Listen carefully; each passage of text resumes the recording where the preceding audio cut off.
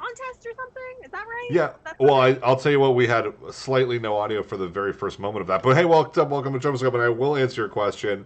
Yes, we will be having a contest about cinematic universes. This is Troposcope Cinematic Universes tonight, and it's all to get everybody excited and ready for Film Sprint Cinematic Universe, Liver which is coming up in warm. just a few short weeks from today. I believe three weeks from today will be kicking Yeah, off. So that's soon.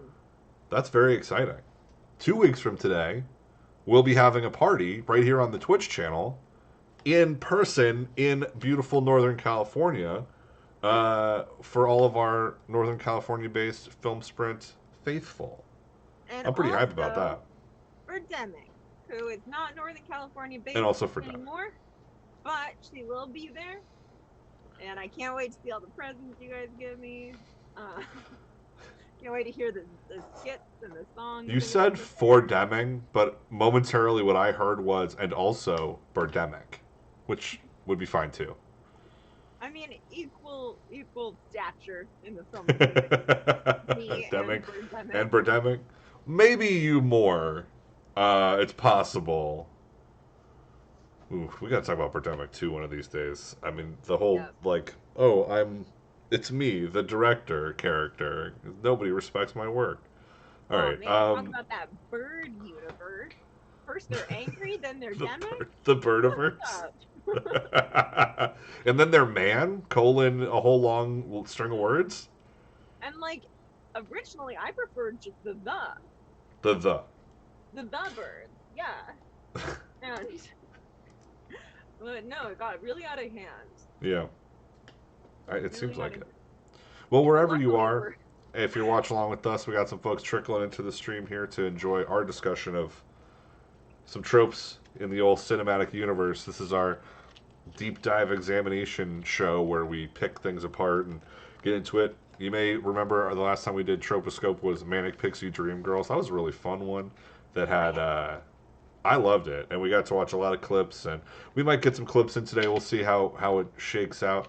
But I'm just looking forward to doing a little more discussion of Yeah. I would cinematic like to universes. This round was more my idea.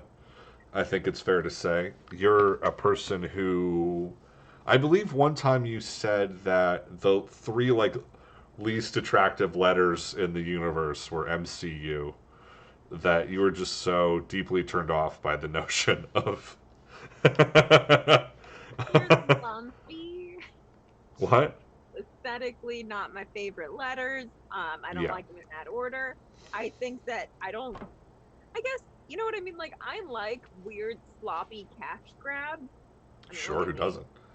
But I don't like it when I can see the strings of the fact that it was algorithmically produced in this like very Mm. specific kind of like crowdsourced, high funded fashion. I prefer it where they were like, let's put some boobs and some blood in something. And I'm like, yes, that's the kind of cash grab I enjoy. A cash Yeah. grab with heart, tip. What So about that like first Iron Man? Do you see ever seen that one? The first one where they're just kind of goofing around and they basically didn't have a script and kind that is of a good fucking movie. it is, and That's they a set a good lot of fucking movie. tonality. And right from the beginning, that post credit scene, that's like, first of all, invented a whole new way to like do that to set up a sequel, and then secondly, to like, I mean, they weren't the first person ever, but they really I perfected have it. a counterpoint that we'll talk about later, but please But go then ahead. it also set up the whole concept of like that this film exists in a much broader universe that can be shared, and I think that's pretty, and then the way that that was achieved is kind of unquestionably impressive as an achievement. And Uh, it's worth yeah. just to offer one more connective Marvel moment. Let's give a shout out to our very own Wolfman, Ryan Harvey, who just Oh, got a job at Marvel. He just oh told me my about it god. today. So, congrats, Ryan Ryan. P. Congrats to Harvey. Wolfman Follow him at Ryan P. Harvey on all on the things. the grams. Yep, Rewatch some of our past things and just, I mean, I guess fast forward to the end when we announce the winner because you're probably going to hear his name. Um, Very talented young man, he as is. I bring up quite often in our business meetings, Jeremy. That's right. Rude of him to be younger than me, but Very other than that, inconsiderate. Inconsiderate. Other than that, he's fantastic. And I would like to also, like, while we have a second, shout out to Yeah. all the feature viewers, the people that are not trickling in into this stream, the Yeah. people watching it later at your Yeah. Yeah. Yeah. convenience. I Watching it see on you, YouTube, and watching it I'm on Twitch. disappointed.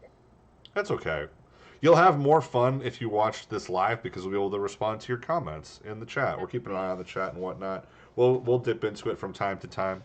Um, You can hurt my feelings in real it's fun, you know. We've had some fun watching along experiences. Last Thursday we did, but I'm a cheerleader on the Twitch channel, and we had two people with in a it. In gorgeous the co-host that was That's not me. right. Pamela was the co-host. Deming was taking her week off, and we also had some gorgeous people in the chat because we had David Menard and we had Dina Hervey Stunning watching along with us. Just kind of, and neither of them had seen it before, so it was really fun to enjoy their responses to it as well as kind of our discussion about it. Because, and that's a movie that is dense with like visual information that you really don't appreciate necessarily on the first viewing. A lot of like visual gags and like funny moments, and yeah, we can get into that whole universe another time. And there is something to that because that's a director actor pairing. What's Natasha Lyonne, the director of that film, whose name is escaping me at this moment, but also directed her in Orange Is the New Black and in the Russian Doll show on Netflix. So they've worked together their whole respective careers. I think that's so cool. But enough about past streams that you can go enjoy. Universe. That's what I'm saying. But actually, okay, I do want to talk like a little bit more about Iron Man because I think that Okay, let's talk about it. Yeah, you're bringing up like I think like a very good example, like a frustratingly good example because we like planned out what to talk about, and this wasn't even on our list necessarily. Like MCU was a bullet point, but like I think Iron Man is sort of the modern genesis of like this concept. Is absolutely spot on, and I'm trying to remember who exactly. It might have even been you. I was still in college in Santa Cruz, but we were AIM friends. Yes, that's right. It might have been you that talked me into like going to see Iron Man. I saw it like alone in the theaters, which is my favorite pastime other than. It's a great way to see a movie. I'm probably going to do it I tonight. love it. Going to the movies alone and then going to bars alone with a book are like my two hobbies, which it is what it is. I am who I am. But I fucking loved it. Obviously, huge RDJ fan because I loved like Kiss Kiss Bang Bang. I liked his weird little rolling Gothica. I like his face, very sittable. But like that was the thing that like got him back into it. Oh yeah, this was like his sort of Travolta in Pulp Fiction moment. That was his return, and then I actually kind of feel bad for him because then it's like, okay, that's what you get to do now. Do that now a bunch of. Well, don't feel that bad for him because he's like a borderline billionaire off of these performances. He negotiated that his salary would be a percentage of box office returns. Very smart. Early on because he understood how crucial he was, which is accurate. So there's that, but like. And he was such. I mean, the performances are he's so good in that even in the like weaker Iron Man entries subsequently, he's so like captivating and charismatic. 100%. Like, I mean, that Iron Man 2, Mickey Rourke, a ton of fun as a big, like, arch Russian villain. Sam Rockwell, a ton of fun as, like, the foil. The sunless tanner on his palms is just like, the perfect. Like, for me, that's what killed me as a girl that grew up in the early 2000s and always had orange palms for that reason. It was such a signifier of somebody that's, like, try hard. Right, like that was so fucking funny. And, there's a lot of funny little moments like that in that movie. Fucking Rockwell, man, we need to do a whole deep dive on him. We will definitely do a deep dive on Sam Rockwell at some point because it'd be too good not to. But yeah, you know, from that obviously, I mean that's the most famous film universe like of all time, and unquestionably the most successful commercially. Sure. Like so, it's for inflation. I check. Yeah, so when you think about it, it's kind of the one that people talk about first, but it is far, far from the only cinematic universe, you know, that there is. That's why we're here today. We're gonna get into it, but first we gotta kind of define some terms here, right? So this is something that actually, like, even before we went live, you were helping to educate me on because I've been like vacillating. I was trying to brainstorm like properties that I wanted to discuss here. And I kept kind of getting confused about the difference between universe and a franchise because I think Right. it's become trendy to refer to franchises as universes. As You know what I mean? universes. Because it's almost like Yeah. more engaging. It's like, oh no, now I have to, gotta catch them all, whatever, so that I can get all the fucking Right. stupid jokes and Easter eggs. And that Sure. just happens in franchises as well as cinematic universes. So would you help me once again? So my understanding of the difference here is like cinematic, a universe, um, like a universe involves multiple properties. It's not just centered around one character or one specific narrative. That's got a weaving together of different narratives. Usually, it involves disparate directors, performers, and so forth, as opposed to a franchise, which generally speaking tells one broad story contiguously. Like the Star Wars franchise isn't really a cinematic universe. There is a Star Wars fictional universe, like the extended universe, Did it sort and of that's become did it become a cinematic universe though when we started to do like Solo and like these kinds of see other that's what things? I was gonna say is you Okay. get to that point when you start to have those spin-offs, but and I think part of what makes a really effective cinematic universe is like that the films don't all have to be titled Star Wars. Sure. So which they kind of still all were. But I mean some of those spin-offs like Rogue One was a ton of fun. That's a very watchable couple hours of film and it's like, it's gritty, nobody's a Jedi. Okay. Nobody's like super powered. So, well, there are Jedi, but they're not like overpowered. They don't like kill the balance of power in the movie where it's like, well, okay, obviously these guys. And in fact, all the heroes die at the end of Rogue One, like to a person. So that can't really, that's Spoiler interesting. alert. Can't get us. Well, it's not that much of a spoiler. It's an old movie at this point, but so there isn't. You can't build a sequel off of that.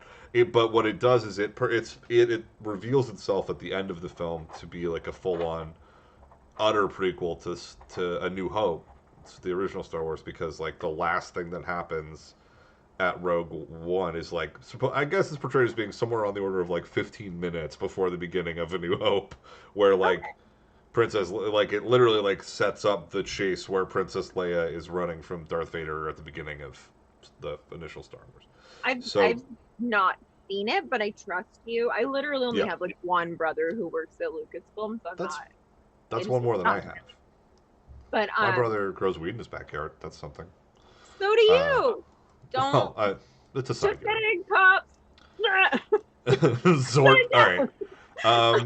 So Wait, like, hold on. So I yeah, have a couple actually like questions that you yes, just made me think of that I would like your take on. So one is so I think one thing that starts to get kind of like interesting and confusing because I think that from what I've gleaned from your explanation is that and I agree with it. It's like okay, so it's like the characters kind of like configure in different ways for different stories. Sometimes they're the main character, they're not always the main character, but there's right, consistency. They're impacted by one another's actions, right? Like within right. this world, even if like the characters aren't in it, like whatever.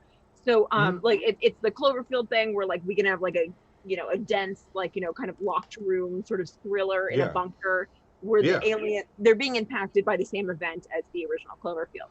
That yeah. said, They all take place in the same timeline, but right, it's not the thrust of the movie. Like it's interesting. The thing that's kind of like the Marvel movies get stuck in this because they're sort of not. It's not like they're one note, but they're all superhero stories. right, So they all kind of embody those same tropes, and that kind of gets. So all these films have interconnectivity in that they rarely have the same protagonist. right. Although most of the protagonists are friends, And um, I don't they know. don't, Okay. you know, I'll but get they into don't. like I have a lot of critiques, but But yes, but no, I compared to agree. say the Cloverfield universe, where you can have a monster movie, an alien suspense movie, and like a locked room like thriller, all in the same contiguous universe, bound together almost by like tangential events, um, is it's a different, very interesting way of approaching the concept of building out like a broader world, right? Right. Right. So So I think like for me, I guess the gray area that you started to make me think about as you were like educating me was the concept of like reboots and how that fits in because gritty yeah, reboots are so chic 10 years yeah, ago. And yeah, fuck you, Christopher Nolan. Thank you very much. And for that nonsense. And yeah, but like I think I can get caught up in the fact that you can probably have a cinematic universe that has consistent characters with different actors and different directors, but it's not necessarily a reboot. And then you can right. also have straight fucking reboots that are just telling the same. I mean, you know, I'm about to talk about Well, Spider-Man, right? oh, totally. Well, I mean, definitely. But and I mean, Batman's another perfect example of this. You know, where you get stuck, and it's interesting too because when you do that, like when you constantly reboot, you kind of have to jump back to like these are all referring to a shared mythology, and Right. so this movie's version of Harvey Dent is different than this movie's version of Harvey Dent, and so on and so forth down the line. But they're also all exactly Harvey Dent. So you And you know don't, what? As you're talking, I'm now just realizing that, of course, yeah. this is all leading up to what is the best Spider-Man film. Well, it's Into the Spider Verse is the best Here Spider-Man it film, is. Sorry, and the I reason finally that it's the got it. best Spider-Man film is that it incorporates that idea into the much more attractive Mhm. framework of multiple universes, Right. where that's like an existing sci-fi concept that Yeah. gives you the room to have multiple concurrent cinematic universes that can cross over with one another that are internally consistent. So you can have the world of like uh, Tobey Maguire, finger gun Spider Man, live in the same broader universe as like Andrew Garfield Spider Man or you know Miles Morales from Into the Spider Verse or Tom Holland. Like they can all be simultaneous versions of Spider Man that just exist in universes that are different. But it's I guess No, I follow. when I you're follow. analyzing it, they are separate universes that just can cross over with one another. It's so obviously this begs the question: which Spider-Man would you hit? You can only pick one. Oh, dip. I mean, I do feel like it's Tom Holland. I knew you were going to Like, say that, well, but I like mean, I it's had to not ask. just because of the umbrella video, Uh but that huh. didn't Uh huh. hurt. But also, like, well, let's break it down. So you got Andrew Garfield, who in my mind was like a little too like, "Hey, I'm walking here," kind of like New York action in his accent. Tobey Maguire was freakishly His 35, a own teenager, thing. did not work. He was very David S. Pumpkins. And then Miles Morales is a teenager, so that's a non starter. And that leaves you with Tom Holland. That leaves me with Oh, wait! Jake Johnson. Jake Johnson. I thought as I realized it, I was like, wait a minute. There's Husky, you know, Cuddle Bear Spider Yes, Man, played by Jake my Johnson. exceptional vibe. I like a Oh Spider-Man that wait, can that gives fuck us with Spider me. Pig, and it gives us Nick Cage, Spider Man Yeah, Black and White, that's a Noir. pass for Excuse me. me. Both of them seem toxic. I Um, mean, I did love that joke when in Into the Spider Verse when he was burning matches to so he could feel pain, and then it went off before it hit his fingers, and he was like, "Oh," like he was all grumbly disappointed. it's just a great fun movie, Shout and out to Into the I do Spider not Verse. like cartoons, and I don't like superhero films. And Into the Yeah, Spider-Verse is a it's great that fucking good. It's so good, really and they annoying. don't. I love that they don't.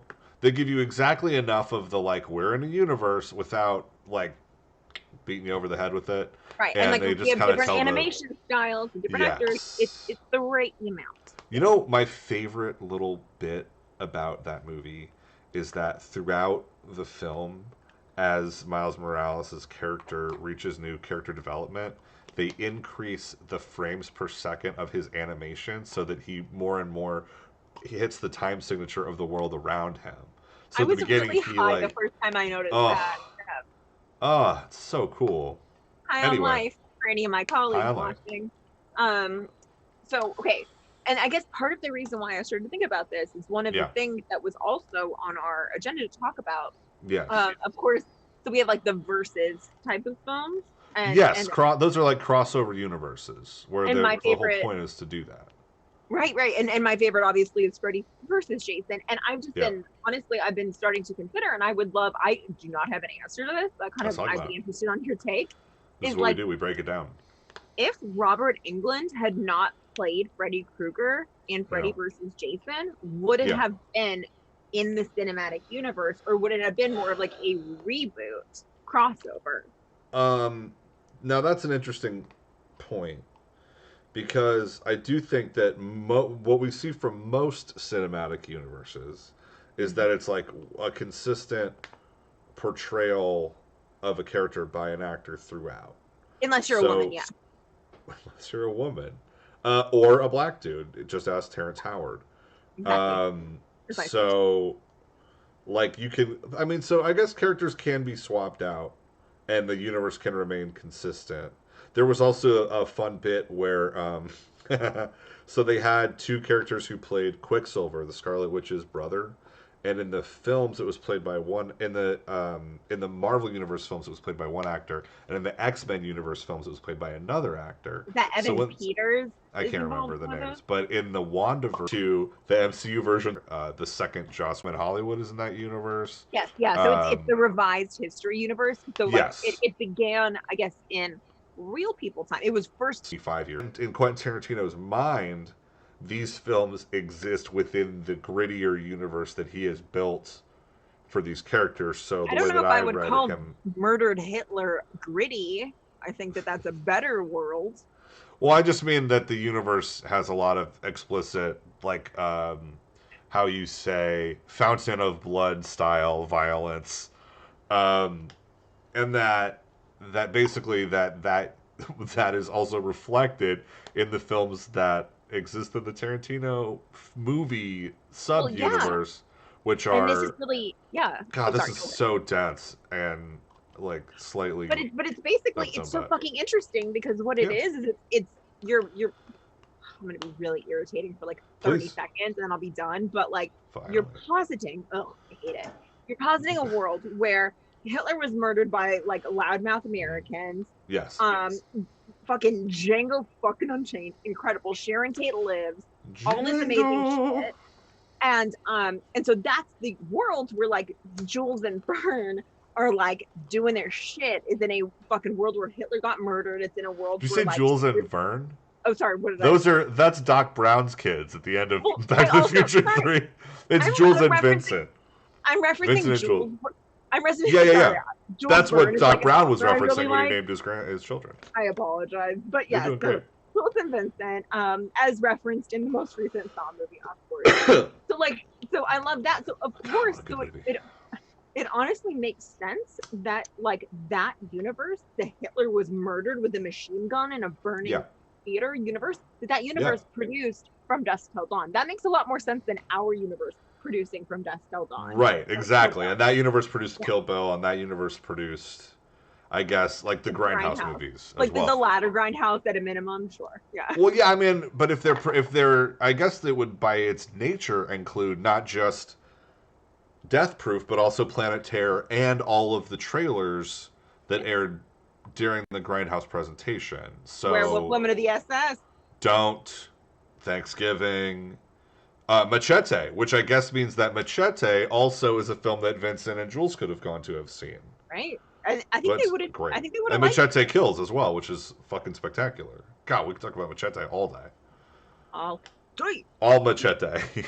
I can do this all, and I have like very complex feelings about like Tarantino films. I think that Sure. like, you know what? I think he's a very accomplished filmmaker, but I think he's more of like a quilter than like a Yes. true like I don't know filmmaker, right? Like he's a film Ooh. enthusiast, Hot take on the pastiche approach to artistry.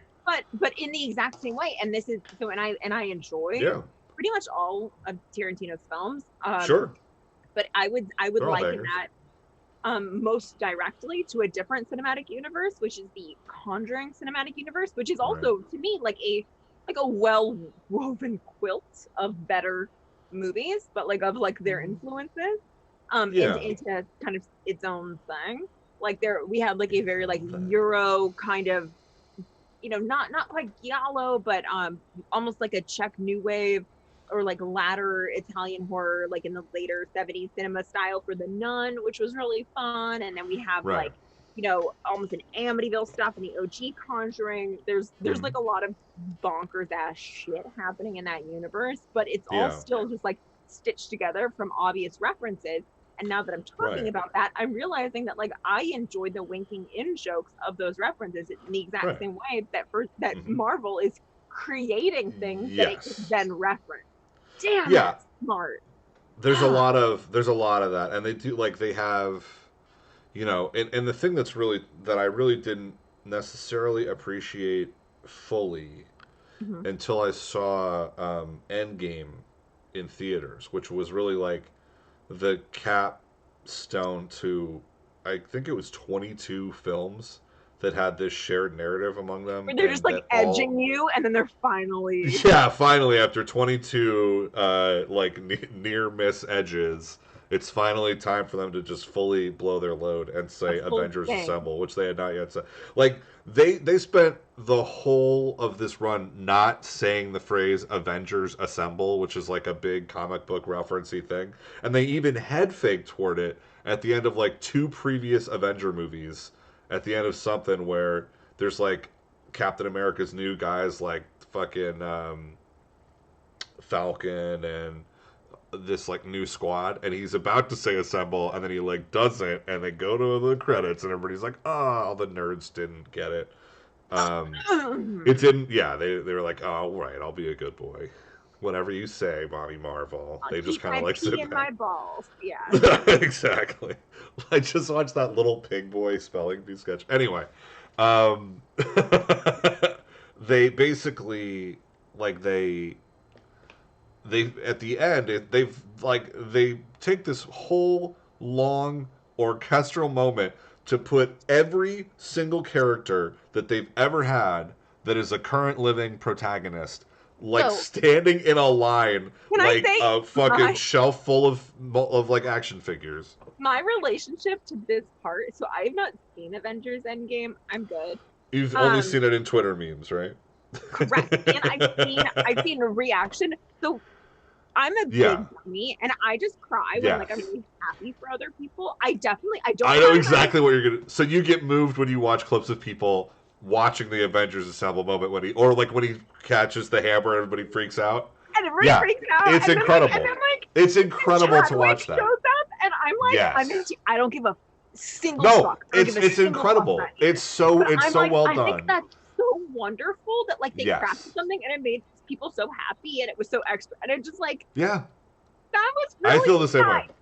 Yeah, Yeah. I love that moment of just like it all came together. Even if I didn't like the thing, like I remember I didn't get emotional, but I remember being really mind blown because I had a girlfriend at the time that had dragged me to every Twilight movie. That at the end of like Breaking Dawn Part 2, when they reveal that the That it was like whole fight scene was a vision, like a precognition I of the destruction to come, I freaked out because also like that 30 minutes was better than the entire previous 8 hours of movie put dude, together, dude, eight, 9 hours of movie put I together. I'm not like a Twilight hoe. I think I read like one A of them in twihard. a Twihard. Oh I'm not a god. Twihard, but like I read like all of whatever, like the second book once in one sitting because I was Right. 21 and I didn't have friends, but I did have a drinking problem. But like And now I you did have not. friends. No, but I will say, and this is so fucking stupid, and like Yeah, this is like a private moment between you and I and the viewers, but like sure. that moment, I wish I could have experienced that. Like when you think about like opening nights you wish you could have been at, I actually really fucking hardcore wish I could have been at the Breaking Dawn Part 2 like premiere, like or whatever, like opening night to see that shit and just be like, holy fucking shit. I That actually I actually was. I was at a midnight screening of it. I love midnight screenings of anything. I love sitting with a fucking impassioned fan base. So, like, I went to a yeah, like, I'll go to midnight screenings of stuff that I don't particularly care about. Because that's there's nothing like that live theater experience. Hey, can I take a quick left turn and promote us for a second? Because speaking of always. live theater experiences, we're going to be getting back to creating those for our people, Deming. The date is currently TBD, sometime in mid to late July, pending a further understanding of California's lifting COVID restrictions. But we're going to be getting back to our first live in-person theater screening in mid-July. First one in over, gosh, almost 2 years by the time we get in the theater. And I was lucky enough to just be on set for a few minutes for a few of the films our last round and just watch people work. And I was like, I had a lot of feelings. So I'm definitely going to get emotional getting to watch all these people finally get to sit in a room and experience what they so richly deserve, which is like applause, palpable, like excitement about their work. And you're like, Not when just you like react, exclamation points in the chat, but and not to yeah, not just because the thing disrupt the is like chat. you laugh harder, like the things that you think are funny when you're alone. You might, Yes. right? But like when But if you're you're with at a people, comedy venue and somebody tells a great joke, it's like I'm dead. And yeah. there's something about that experience that is communal and tribal and deep and human and all that. And we get to experience it in mid-July, and we're to come up with more screenings, more venues. The more people can be part of our stuff, come to filmsprint.com and you can sign up for this current round and learn more about cinematic universes. So it's going to be awesome. Back to our discussion. Yes, yes. Um, Okay, so a so couple things that I'm starting to think about that I would like to talk about because yeah, I'm now that I'm coming to like the very brave of me to admit realization that everybody loves in jokes and everybody loves a reference they get, but that sure, I think that perhaps like still so my brave. my critique of like the MCU Yeah, is also please. being like, I mean, phenomenally capitalist play to That create. was where I was actually going with my discussion of this Avengers thing. Is that when Yeah, they get to this moment where they're all standing there and it's like Avengers Assemble and everybody freaks out. What we're also about to see is 20 minutes of woven together ads for Phase 4. yeah, The next yeah. 6 Marvel movies are basically all advertised. I mean, not the new stuff that they have, like these new characters like the Eternals and Shang-Chi and, these like new people, but every property that's coming back, it's like, we're going to tee it up for you. Here's the teaser of the All Ladies Avengers movie, and here's the Marvel universe, like, hey, here's this head fake, and here's this connection, and here's how we're going to have Thor hang out with the Guardians of the Galaxy next movie, because, like, we need 2 Chris's per movie now, minimum. Um, The 2CU. I will say that the CCU, the Chris Cinematic Universe, um, it's definitely. I will say that Hemsworth does balance out Pratt rather well. So we can all Um, agree though that like Pine Hemsworth what about puts the other one Evans? on I track. put Evans sort of maybe right on that Hemsworth notch. Actually, Hemsworth yeah. notch, by the way, aren't they? Is that the city that like gets to vote first? They all get up at like 12:01 and cast their ballots out in old Hemsworth Notch, New Hampshire. Um, all right, But we've talked a lot about the MCU, but and yeah, I it think is that most successful because it's the most nakedly commercially a universe. that's the thing is that what they did from my perspective is they took the fact that like people in general really like it when a film references other shit that they like. So they were like, what if we Yes. create shit that they like and then keep fucking referencing it? And then ultimately Yeah. all we have is something that it requires you to not just like but have invested in like, engaging with all of the text leading up to that. So they basically they didn't just create, there was a production universe underscoring the Marvel Cinematic Universe because like the Conjuring and like Tarantino films, etc. Like right, like they are referencing like grindhouse horror films and other kinds of horror films, and they're referencing that universe. But Marvel was like, well, we don't actually have to like pay royalties or whatever. We can get paid double if we Right. create the universe first and then keep fucking referencing it. It's maybe that Yeah. kind of That's cynicism definitely a and big that part of it, and that's also a problem, a big criticism of the Star Wars extended universe or yeah, this current iteration of it, because basically what they did was they had like a big announcement that all of the previous canon canon fodder, if you will, was essentially decanonized. That all of the like novels and shit that were popular with kids that looked and dressed and were me when we were in like middle school and high school, that those books were no longer part of the broader Star Wars universe. Which is a shame because they told us all kinds of valuable stories, like what happened to that large hairy guy, the daddy His who name looked is after the Chewbacca. Rancor. No, the big heavy Georgian. gentleman who was I looking don't remember. after the Rancor at the end of Return of the Jedi when Luke kills that monster under Jabba's palace, and the guy comes out and he's just this giant hairy dude and he just starts crying. There was a book that I read that told that dude's whole story. Why he was so upset, what was going on with him, what his deal was. He Yes. was a Rancor like rancher, and he and that thing were about to escape that day from Jabba's palace, and then That fucking Luke, day. yeah, Luke Wow. shows up and kills the guy, and he's like, "Yo, this was my like ticket out of here. Now I'm just some asshole, some out of work Rancor rancher. Can't get anything with a dead. I'm trapped here at Jabba's palace, and my best friend is dead. Fuck the Jedi." Anyway, That's so sad. it is sad. It was so cruel irony. That's the great thing about adding irony after the fact.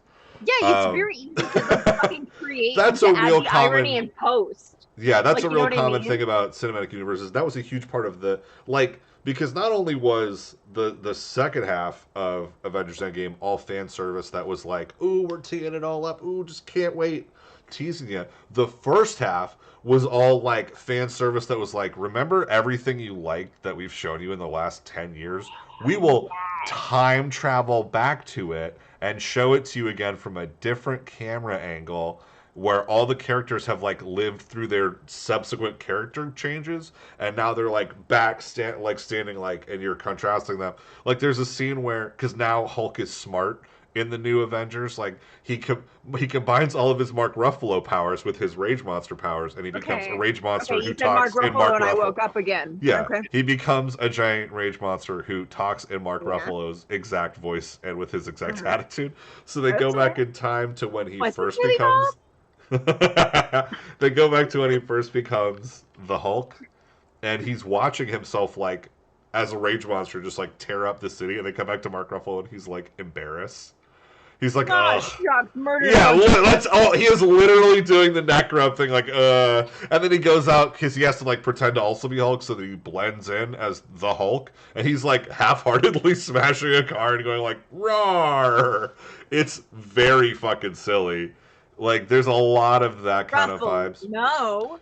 Stop tracking my Tony heart. Stark, fucking Iron Man, goes back in time and has the meaningful closure conversation with his now re-alive back in the 80s father that he never got to have before as like a new person who is himself now a dad and be like, oh, let's talk about dad stuff for 2 minutes that dad I randomly ran into during the mission. And then he like Okay, gets well, that like, okay, closure. way to mantrify having daddy issues. You could probably just call it gentrifying. You got my joke. You got my I joke. got you. I got you. It's Um, fine. Okay, sorry. yeah. So, Okay, so I think thank you for all the practice. So shout out to all of the people that I dated in my 20s and everything. I could never fake being into sports, but I can always fake being into Star Wars. So here we sure. are now. Um, I think that what we were talking about 100 years. Well, we've been talking about cinematic universes. That's what Cinematic this topic. universes. Mhm. So smart of you to say. Um, so we're talking about It's not just the Chris's, hat rack. not just the hair rack. No, but I think that like Yeah. I don't know, ultimately, yeah, like creating your own universe that you can subsequently reference, double charge people for, et cetera, et cetera. I'm very pro Mark Ruffalo. I want everybody to know that. I think we've all established my Chris rankings. That was important to me. I do know that you physically had to take me to see the first Avengers movie. Yeah. We saw that together. You'd already seen Yeah, it. I was like, this is not my shit, dude. Chill. And then I was like, that was pleasurable. And then similarly, and then I saw the first Guardians of the Galaxy, and I was like, oh, that's very enjoyable. That's James Gunn, though. That's just James Gunn. That's what that is. Right. That's why I'm excited to see his take on the Suicide Squad, too. I'm like, so.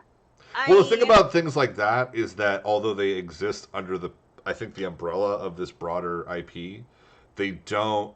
You don't need to like know anything about any of it to get the extra level of enjoyment. I don't think. Yeah, I think. Sorry, and you connect me back to Because like they're what hella we were saying. stylish.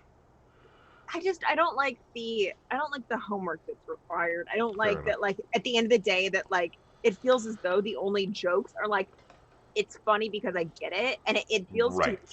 it's that thing that I call like a Shakespeare laugh, where you like performatively are reacting to something because you want to Right. show the I get it. vibe. I'm part of it because there was just that beat in the edit where it's like, oh, I guess this was funny because nothing else is happening and all the characters are giving Right, each other but wry I feel like I'm in winks. like whenever I see a Marvel film, which is not that Yeah. often, like in theaters, I feel like I'm at fucking Shakespeare in the Park because people are like, oh, because in a Right. different comic book, this thing Right. happened, and I'm like, I don't give a fuck, Mercutio. Do you know what I mean? Like, Exactly. Yeah, I so know exactly what you mean. that's kind of my shit, and it just Fair felt enough. like they were like, if we can afford to create our own Robo Shakespeare to write us everything, so Right. that is why I think we both agree by algebraic nonsense that the Yeah. Conjuring films are better than the Marvel films. I don't Continue have an on. argument.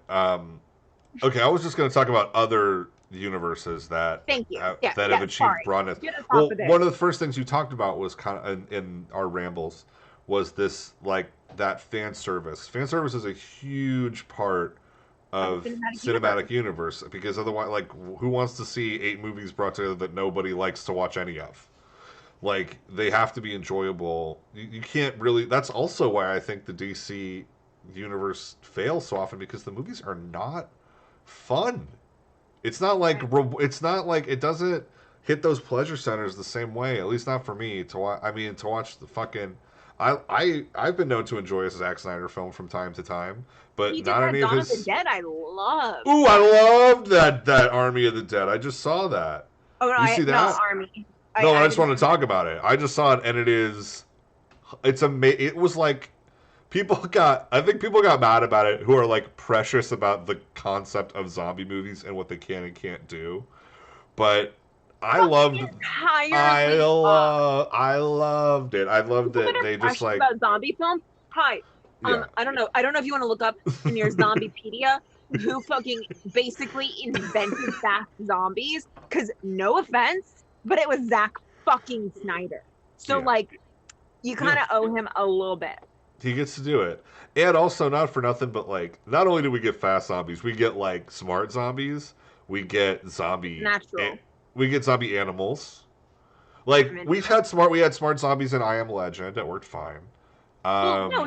Um, So obviously, like in the Romero film, so like what I was most interested in was how we did begin to zoom in on like what it yeah, looks like as zombies progress, because we start to get not just that yes they're smart, they've evolved their own shit, but yeah, also that their biggest agony is that they can feel their own decay, which is that's interesting. incredibly human. And that's like a Yes, thing that they openly, that's why like they're trying to eat brains, is to like ease the pain of feeling their own like death interesting. consistently. So that's something Yeah, that's actually vocalized, I think, like by like at that's least the third fascinating. one. So like that's why fast zombies and expanding the world of zombies to animals is Mhm. fucking good. And Zack Yeah, Snyder, that was like the best thing he ever did was the yeah. Dawn of the Dead remake.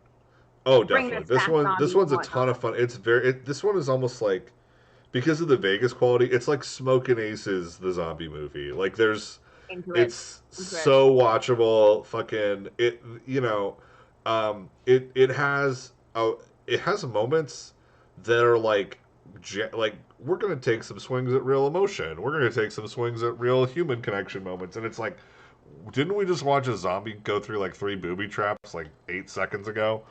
Okay, what Snyder does and other people do, where it's like you're you kind of sidestep a lot of the criticism by being like, look at this fucking thing. Like, look how stylish it is. Look how over the top it is. This isn't for that. This It's is like if you spectacle, like you stupid idiot. It's exactly. It's like spectacle. if you want that, that's what The Walking Dead is for. Like The And Walking it's Dead is boring the as gritty fuck. zombie shit. It's very well. It's very slow and very boring because they're trying to capitalize on it, but they're also trying to be like, "Ooh, it's they broke it like 5 years Like, ago." but because it's just like I wonder what Kevin was up to You during guys Zombie heard from Con. Kevin? I will And say that that's it. there's Let's do a one. deep dive on Kevin's psyche during the zombie apocalypse, and like Yeah. occasionally a zombie pops up. And by Kevin, I assume you mean Kevin McAllister from Home Alone. Third tier Kelkin. He's a third tier Culkin at best, but he was gonna He's a be fourth. C3. Frankly, he was gonna be fourth tier until I heard about his pizza themed Velvet Underground cover band. I do like that. Okay, let's talk about some other ones. This is the one we posted on the IG story, which was the View Askew universe. I love this universe. Not every entry is good, sparkling. Yeah, no. Some are outright like just, as the kids say, aged like milk. But you know, what's milk? I'm really young. Is that like almond milk? Milk is like almond milk, yes. And Beef gets, milk, like, I think, is what they called it on Parks and Rec. It's fucking milk.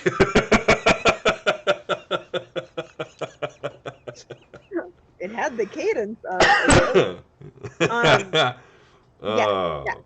I do not. I will say, sorry, because my immediate thought when you brought up the View of Universe, because I immediately started to think about, like, what do I hate about myself anytime a new topic is brought up? And that is that, like, I can say that I deeply, deeply enjoyed the most fan servicey entry in this. And I don't think that Jay and Silent Bob was the most fan servicey. What's the most fan servicey? I think Clerks 2. Yes, Clerks 2 is very fan servicey. But and that's the cool. Oh, I love that movie. Yes. That the thing that's really where she's like with her cute hair thing, and her just, like, she's just being extremely hot and Rosario Dawson all over the place at all times. And Kevin Smith said that the direction he gave her was just like you have to, like, make everyone fall in love with you. So just, like, do that. Do that. She's like, got it. And then she got it. I'm Rosario Dawson. Whatever. But continue. Well, yeah, there you go. No, I mean that's very fan servicey. But that's the interesting thing about, I think, the thing that is that Kevin Smith has outright said, like, I'm not trying to get people who aren't already into me to enjoy this. Like, people come along and find me along the way, and that's great. But what I'm trying to do is make movies that I like and that people who I like would like. So that's okay. Actually, that's fucking really interesting, because basically what that is that he's cool with people starting their View Askew journey from the beginning. He's really happy if, like, new people come up who end up connecting with it, but he's not trying to convert anybody, like, midstream. Like, he's not trying to entice anybody. He's not trying to change his shit. He's trying to be like, I bet there's going to continue to be weirdos in the same way that I'm a weirdo. Yeah, and as his weirdness evolves, it's reflected in the subsequent work. Like Tusk is a good example of that. Okay, wait, have we talked about Tusk? We've talked a little about Tusk. I don't know if we've talked about it on the channel, though. Can we talk about We've just us talk. We can talk about Tusk. Tusk is. Can you tell the viewers at home what Tusk is, again, in just a couple sentences, and why it exists? Like, what was the genesis of Tusk? Yeah, so basically, Tusk is a horror film that stars Justin Long and Michael Parks. Is that right? And I think Michael Parks is the bad Michael? guy. I think it's I'm Michael not Parks. Googling. Same guy from Red State.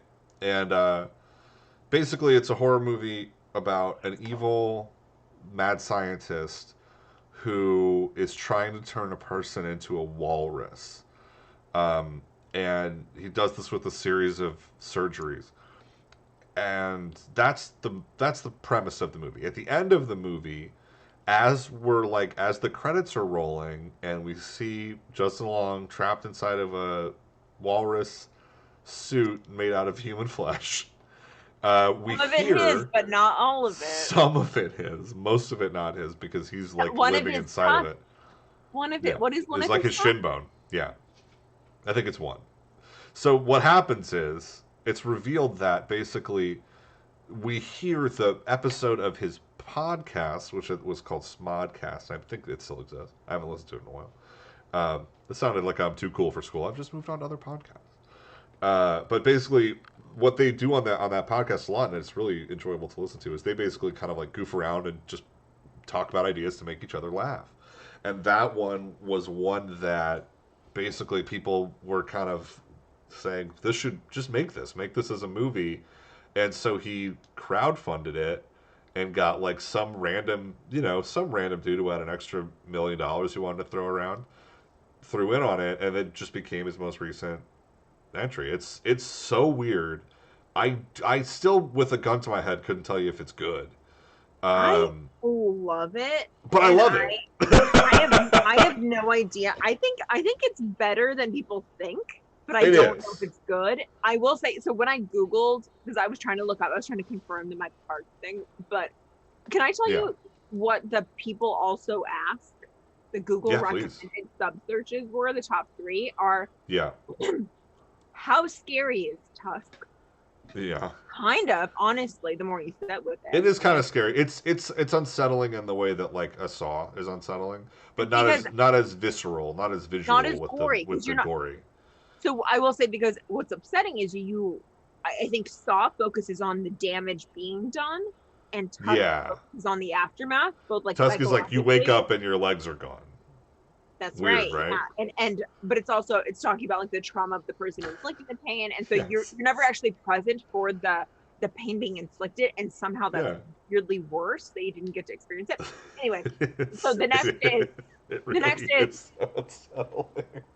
what is the point of the movie Tusk? Is the next question. Yeah. And then the third question is it Tusk a tooth? Great questions. Thank you. Um, the thing I really like about the View Askew universe, besides that it crosses over with the Scream universe, which is something we could talk about, because Jay and Yeah, Silent Bob appear in that movie. They appear in other please things. do. Talk Those about it characters at length. wander around and do Bitch. Jay and I Silent love Bob me some things. Scream. But I think that that's also a movie that has a really fun, like the Jay and Bob Strike Back. I haven't seen Reboot yet, but Jay and Silent Bob Strike Back is such a great like entry in that world because Ben Affleck, recurring as Holden, and other like people coming back and playing characters they've already played. You also get them. You then get him later as like you get them on the set of Goodwill Hunting 2 hunting season, and fucking the Blunt Man and Chronic thing, and like and fucking Mark Hamill showing up. Like, there's a ton of great cameos. It does feel like this kind of thing where if you're looking at the meta story of like Kevin Smith's life, the movie is about him being accepted in Hollywood. Like, it's about him being accepted in the studio system. Much more, I And would say, much more than akin to like the Tarantino verse, where he would vacillate between where does he need to create his own universe, and then yeah, or is he creating a film that could only exist within his own universe? Does he need the courage of a self-created universe to create the film, which is almost like the yeah, Marvel approach that he may have taken to some of those, versus like I'm gonna rewrite literal history with my fucking hubris. I think that like yeah, that's a yeah. sorry, that's just me like legit thinking out loud. I had not thought that before. You inspired me, but I Oh, think that cool. that's straight up. I just saw an interesting clip. Hey, speaking of which, also, now this is where something gets interesting. There's a Kevin Smith reference in the MCU because in Captain Because Marvel, there's which 20 fucking two and the odds are good. it's Is pretty that good. why? In Captain Marvel, which is set in the '90s, Stan Lee filmed one of his last two cameos, and in the cameo, he is reading the script for Mallrats.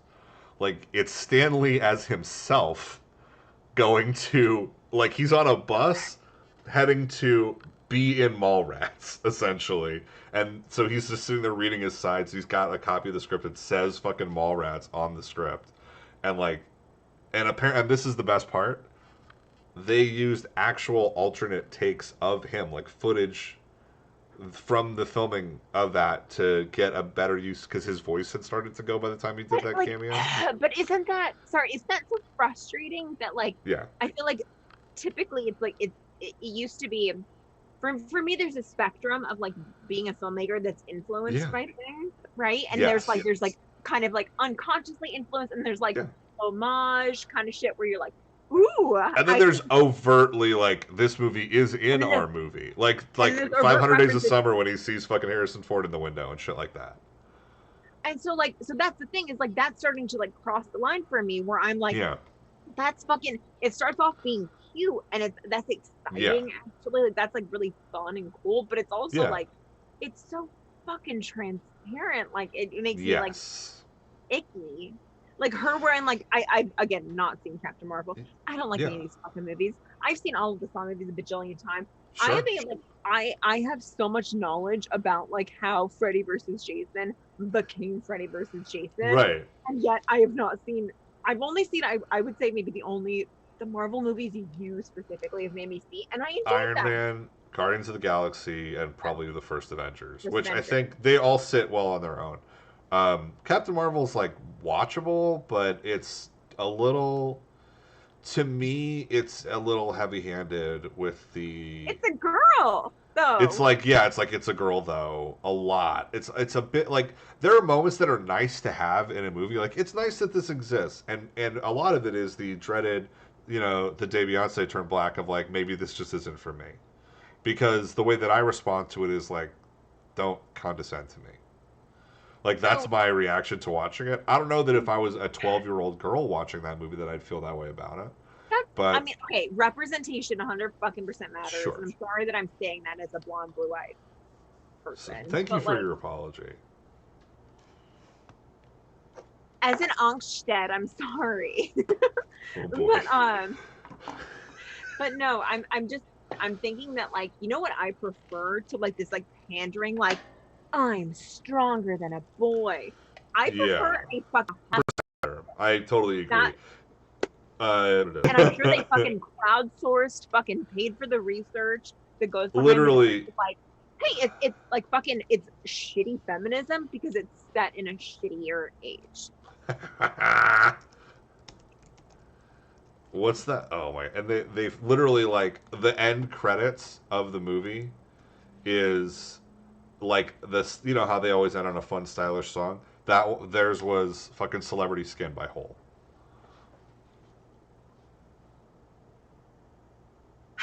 That was like my favorite song when I was 14. Yeah, exactly. But it's like, Fuck and it's cool. off. It's like she's a cool hero. The biggest problem that she had in that universe was that she was 1,000% overpowered. So they had to bring her in last because her like power was that she was 1,000 times stronger than like all humans and other she flies like there's a giant. I mean, like think like Star Destroyer level spaceship that attacks Earth at the end of in the middle of Avengers Endgame, and fucking Captain Marvel shows up and just barrels through it and it explodes instantly. Like there's no there's no balance of scale. And then the dude who and then she flies down to Earth to fight fucking Josh Brolin Thanos and is like matched. And then Robert Downey Jr., a human in like a metal suit, is like the person who manages to get the W. Just To getting get myself redirected back off to the MCU. yesterday thinking about Josh Brolin, so I don't want to say anything bad about him. But like, is it bad that it was because of the Old Boy remake or no? Just I kidding. couldn't tell you. Well, I mean, Um, there's a lot of there's the classic Olsen twins reference that could be made there. um, Um, no, but I will say that like I think when I gotcha. decided that this was like at 100% fucking algorithmically again derived Yeah. sort of like film was like when they were like, oh, the perfectly peaked like with her jacket, like the Nine Inch Nails shirt, like because it's the 90s, and I was like, Yep. bitch, this It's motherfucker would not have a an NIN yeah. shirt. He would have had a Pretty Hate Machine Yeah. shirt. Okay, Well, that is also a Nine Inch Nails shirt, yeah. and it makes a lot more fucking sense. But it's just, Yeah, but but nobody. Yeah, it's not, but it's not as fucking basic and obvious. It I felt appeals to like it people had that don't this know. a really similar problem to like Wonder Woman 84, which was that it kind of like appreciating what they were going for. It sucked. Like it didn't I execute I well. liked the trailer because I like New Order. Right, exactly. The trailer was sweet. But that's the problem is like that movie was garbage. Like I you heard it was it's garbage. Yeah. the riff tracks is fun because it's Mary Jo Pehl, Pearl Forrester, and another woman whose name is escaping me at the moment doing it, and so they're great. But that movie is horrible, and like Guys, the best taste in books, the best taste in collaborators to work Yeah. with. He Chris, strives to work with people of color, directors that are sure. women. He Yeah. does not need to be the hero. No, he has a lot of he has a clothing try on montage scene in this movie, and it's actually pretty funny. There's a great it's like her trying on stuff to see it's him trying on stuff to see if Gal Gadot likes it. But all of this takes place, okay. So they have this world. It's literally like, okay, the world has advanced 40 years from the events of the first Wonder Woman film, which takes place essentially during World War II. Chris Pine plays a World War II. You can only whoopsie on it. Yeah, he whoopsied into it. I guess nobody whoopsied that way before.